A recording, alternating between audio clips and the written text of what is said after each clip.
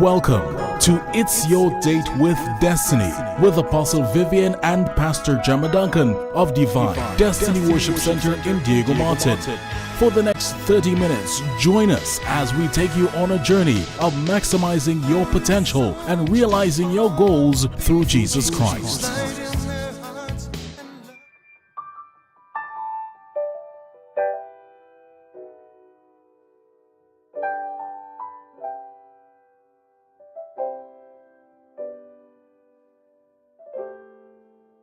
Why is it when you need a miracle, it doesn't happen, but when you least expect it, it happens?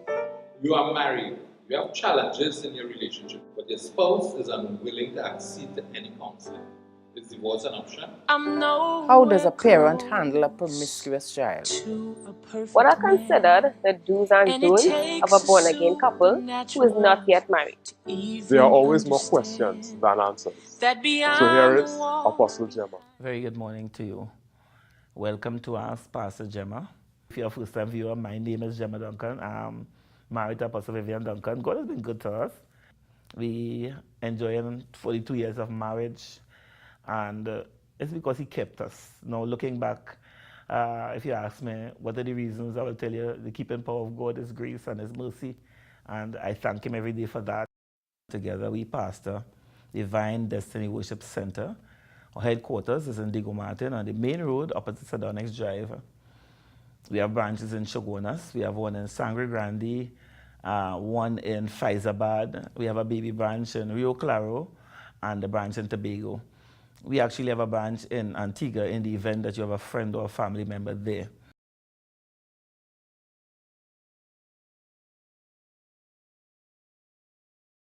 How quickly the week went by, and today I want to continue with our topic, should we still be making vows to God today? We looked at a number of scriptures. We looked at what we mean by vows, and we realized that it is very expansive. It could mean a whole lot of things.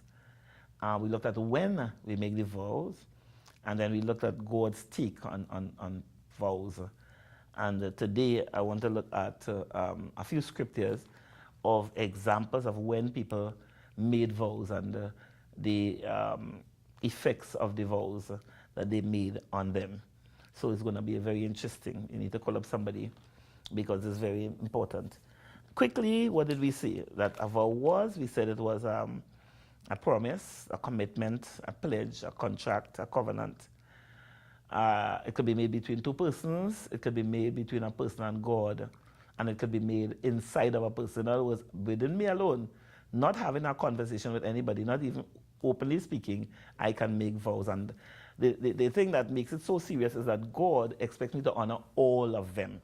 Whether I make a vow to another human being, whether I make a vow to God, or whether I make a promise to myself, I'm expected to honor it. We looked at a few scriptures, and we looked at when. And all of us know when we make vows, when we're in trouble, when we're in danger, when we're desperate, when we need a miracle, when we need a breakthrough, when we need a favor from God. When we face impossible situations, we want answers, we want solutions. And sometimes we go to somebody and make vows. And some of the things that we do a lot is like borrowing money, promising to give it back in a particular timeline. Some people take money that they need to use for a particular thing.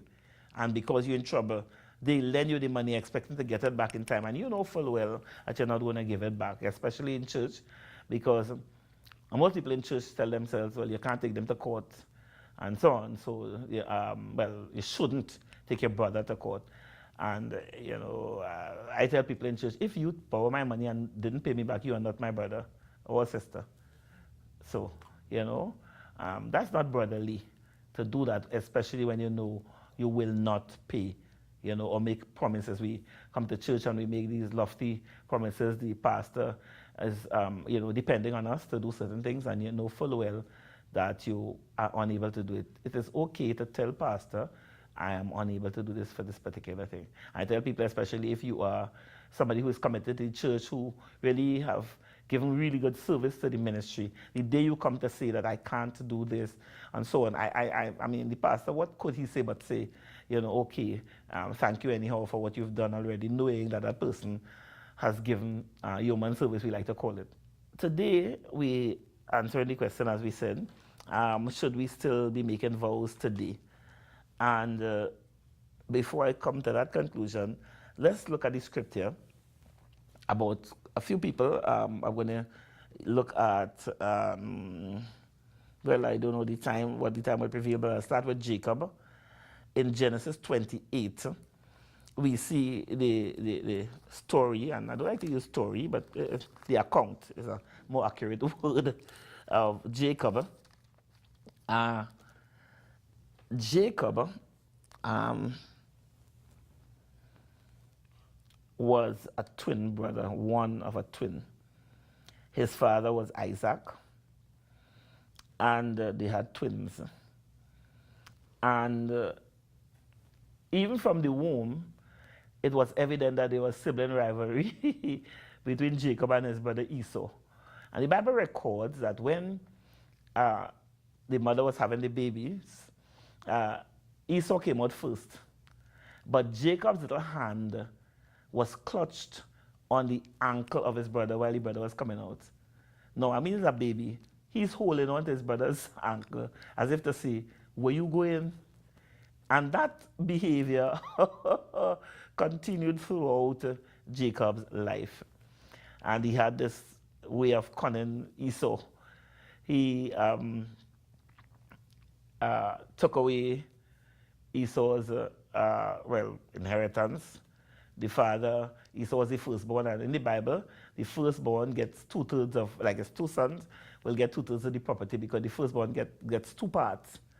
Jacob convinced Esau to give him the 2/3, so he had all of the inheritance. Esau was hungry. Jacob obviously was a very good cook. The food was smelling good. Esau said, you know what, I'm so hungry, give me the food, I'll take the inheritance. You know, and well, they seemed to go along the merry way. Now it was time to get the blessing. It's a tradition, a really good tradition, a tradition that we should still do today. You have to bless your children, and don't wait until you're dying. Bless them. Or every time you get an opportunity, bless your children.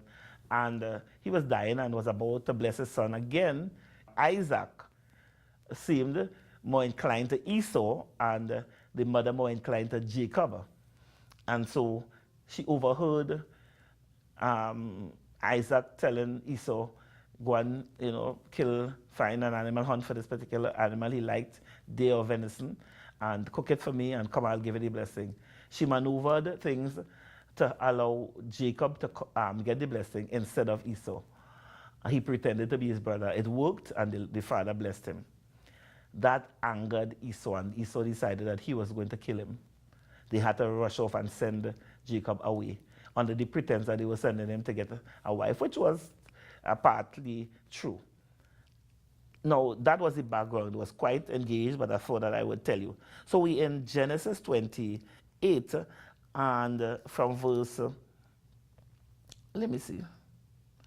verse 16 says, and Jacob awaked out of his sleep, and he said, surely the Lord is in this place, and I knew it not. And he was afraid and said, how dreadful is this place? This is none other but the house of God, and this is the gate of heaven. And verse 20 says, and Jacob vowed a vow, saying, if God will be with me, and will keep me in this way that I go, and will give me bread to eat and raiment to put on, so that I come again to my father's house in peace, then shall the Lord be my God. And this stone which I have set for a pillar shall be God's house.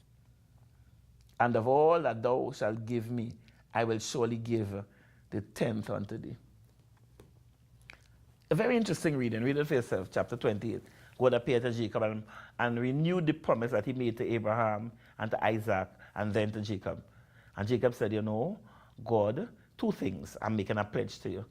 You will be my God. How many of you made that pledge? If you're listening to me, I'll serve God. If you get me out of this difficulty, Lord, I'll serve you. I'll go to church. Just get me out of this. And what happens when he gets you out? We forget the pledge and the vow that we made.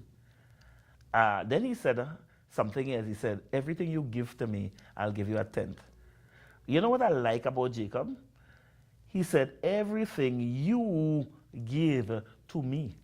In other words, Jacob acknowledged that anything that he would ever accomplish in life, it would have been God giving it to him first. So how hard can it be for me to give back to God a small portion of what he gave to me? Everything I have, he gave me. God does not have to twist our arm. He shouldn't. For us to give back a small portion. And some people make a whole issue about 1/10. Well, you get 9/10 of what he gave to you, and he says, give him back a tenth. And when we give him the tenth, what does he do? Blow on the 9/10, like yeast in bread, and cause it to multiply again. God doesn't use currency. He doesn't use money. And every time God urges me to do something, he wants to bless me. I am the recipient of his blessing and his bounty. And Jacob said, you know what? I'm acknowledging that I'm running away with nothing. But whatever you give me, because he knows whatever he would have acquired, God would have given him, I'll give you a tenth. Now, if you read Genesis, God had a fight with Jacob because he made a vow. And because God holds fast to his vow. And what happened to Jacob? Went beyond the vow. Jacob was earmarked to be the next progenitor, the next forefather in the line. Abraham, Isaac, Jacob. God already had a plan for that. So Jacob couldn't wiggle. He had a fight with God. But some years ago, there was a play on Broadway that says, your arm's too short to box with God. And Jacob realized, hey, he out of God's reach. By the time he wrestled with God, the Bible says he halted on his thigh. He was limping. So somebody listening to me, because God is a God of plan and order. I mean, you made a vow to God, and you said to him, I'll serve you. Or whatever you plan, God said, listen to me, you will serve me. You could come of your own volition very readily because I accepted your vow, or you could come like Jacob limping, but you will serve me. So you know what? Just come to Jesus. You know, keep the pledge that you made to him. He sent me to tell you, come ahead and fulfill your pledge. Obviously, whether by force or not, Jacob complied with what God wanted, and we read about Jacob. And out of Jacob came the Jews. He fathered the 12 tribes of Israel. Then we had somebody who made what I like to call a rash vow. His name was Jephthah. In the book of Judges, this gentleman Jephthah, he made a vow. He has a story too, but I won't be able to tell you the story too long for me to tell you. Nonetheless, Jephthah went out to lead his tribe in battle, and they were enemies of Israel, always fighting some enemy. And he made a vow to God.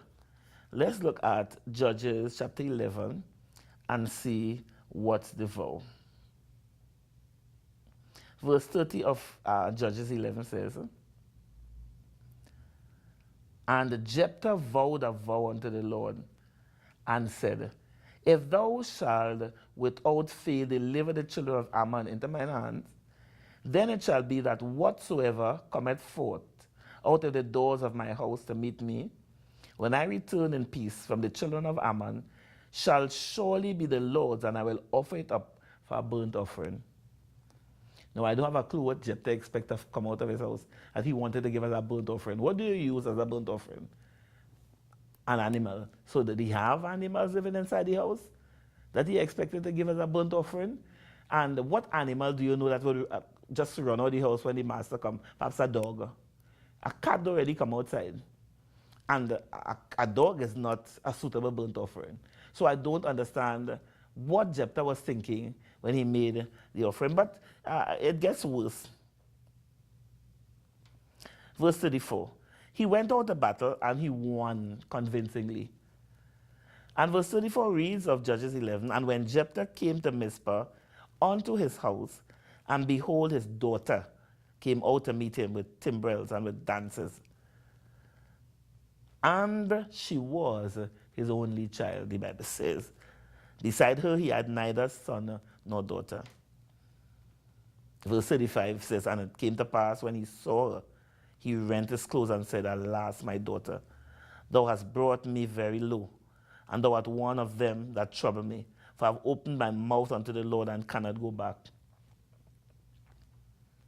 And she said unto him, My father, if thou hast opened thy mouth unto the Lord, do to me according to that which had proceeded out of thy mouth. For as much as the Lord had taken vengeance for thee of thine enemies, even the children of Ammon. And she said unto him, Father, let this thing be done for me. Let me alone 2 months, that I may go up and down upon the mountains and bewail my virginity, I and my fellows. Rash vow. You may wonder how the story ended. I'm not sure that God would have allowed Jephthah to make a human sacrifice, because he had a major problem with human sacrifices. But based on what Jephthah's daughter said, it seemed as though she had to remain a virgin or untouched or isolated or something like that for the rest of her life, based on her father's vow. That was a rash vow. And many times we make rash vows. Again, we talked about we are pressured, our backs are against a wall, we're in trouble. We have to be careful what we say when we're in those situations, because God holds us to our vows. That little girl was very gracious, and she said to the father, she understood exactly what was happening. And she said, if you made a vow to God that involves me, then go ahead, because God gave you the victory over your enemies. Be careful what you vow. Don't get too emotional.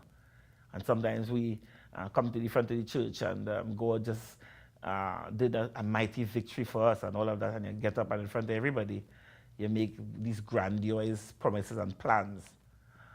And afterwards you realize you can't keep it. That was serious.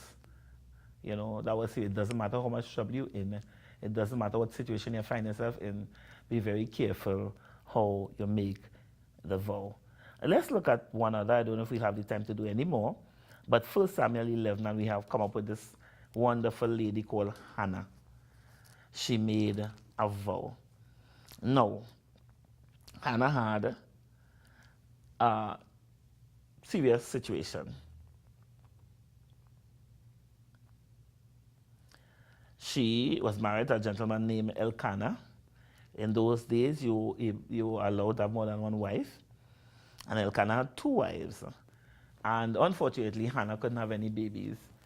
And Peninnah had babies, and she gave Hannah a difficult time. One gets the idea that Hannah was the one that the husband loved more, preferred more. And you always have this kind of conflict in these relationships where there is a favorite wife, you know, and that creates a problem.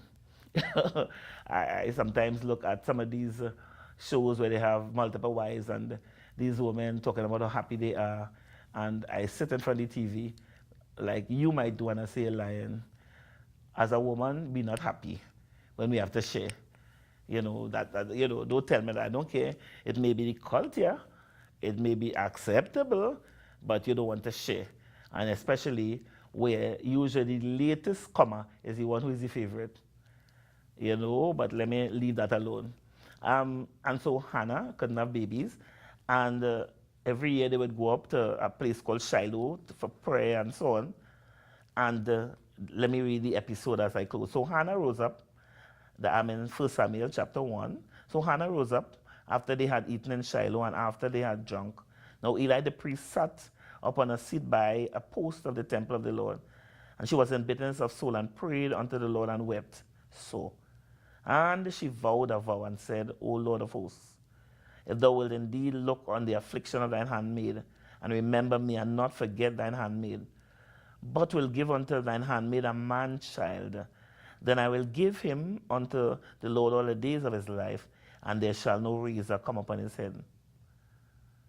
And it came to pass, as she continued praying before the Lord, that Eli marked her mouth. Now Hannah she spoke in her heart, only her lips moved, but her voice was not heard. Therefore Eli thought she had been drunken.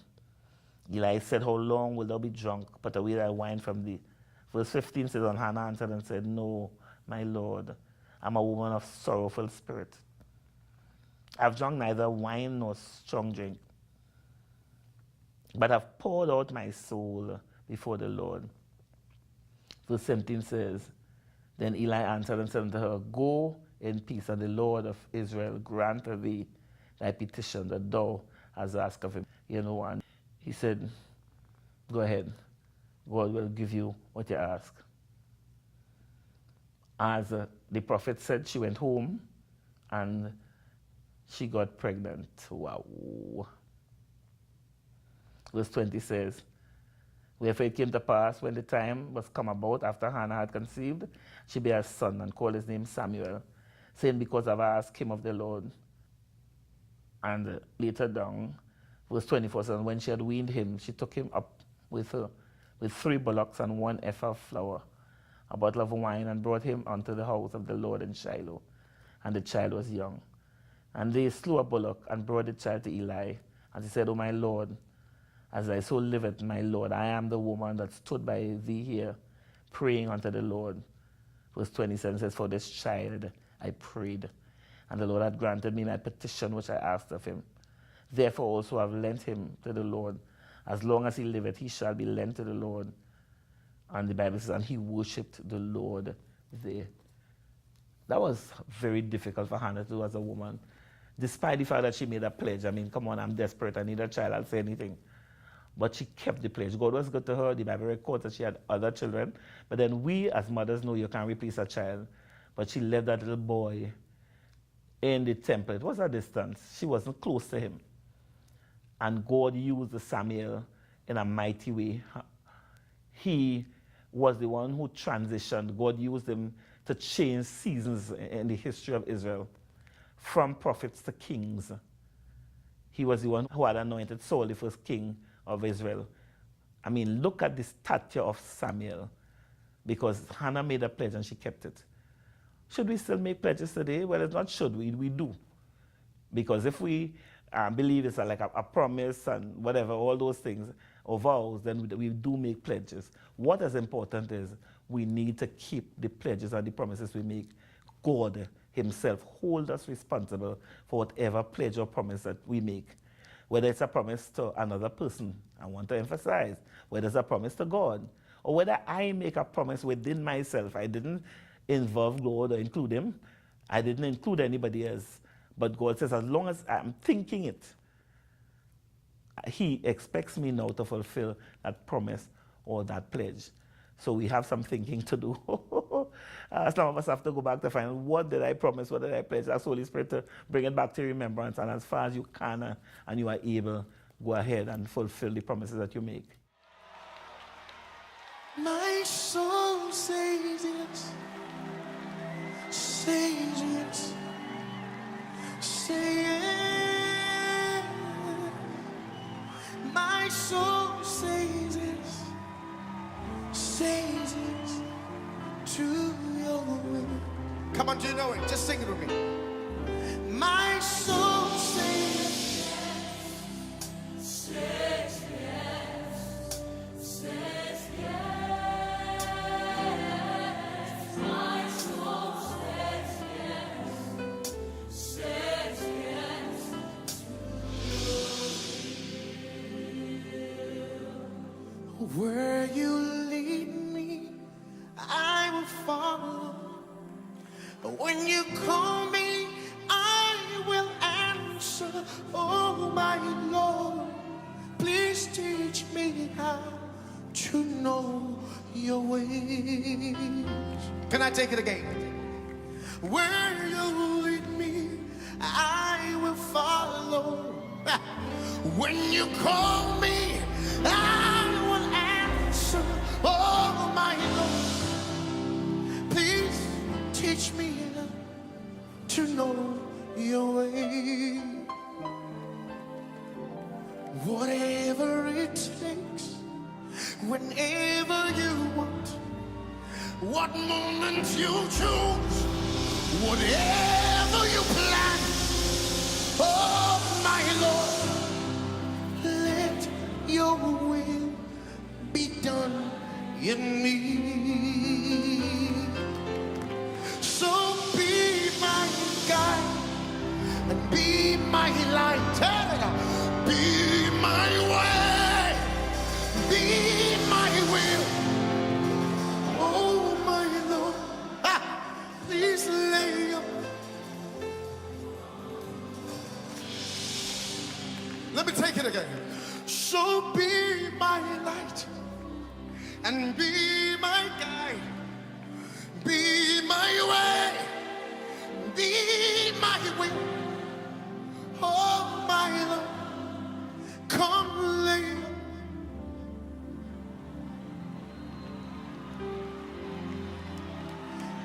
My soul says yes. Say it. Say yes. My soul says. Everybody. Everybody. My soul say yes. My soul says yes. Say yes. Say yes. My soul says yes. Say yes. Hey.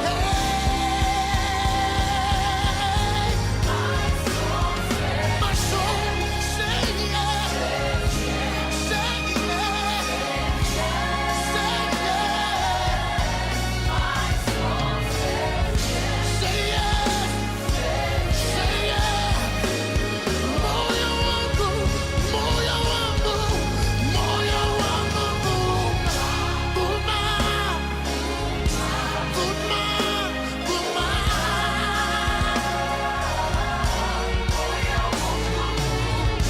buma. Hey, moyo wangu, buma.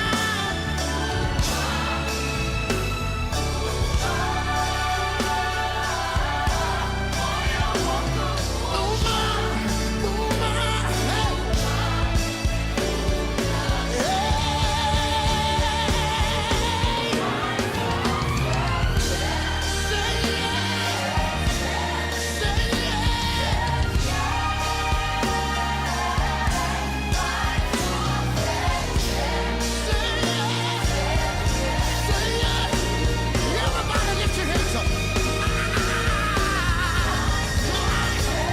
My soul.